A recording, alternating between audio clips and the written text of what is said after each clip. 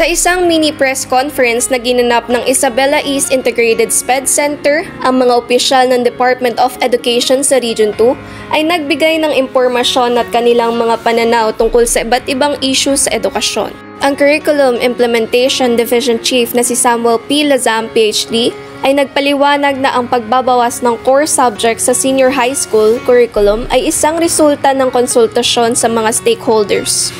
Ay nasa huling yugto ng pagpipilian at mula sa 31 subject, magiging 9 hanggang 11 na lamang.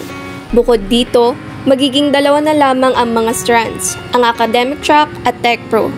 Si Amir M. Aquino, Public Affairs Region 2 ng DepEd, ay nagpaliwanag sa pagtanggi ng Pangulo sa sex education subject ay dahil gusto niyang pag-aralan muna ng mabuti ang panukalang batas.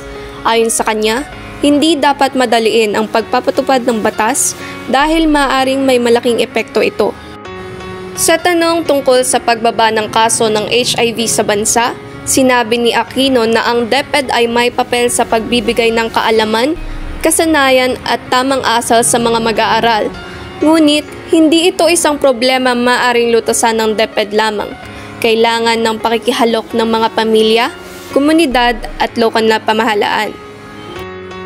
Sa kabuuan, ang press conference na ito ay naging isang magandang pagkakataon para sa mga mamamayan na malaman ang mga plano at pananaw ng DepEd sa mga issue sa edukasyon.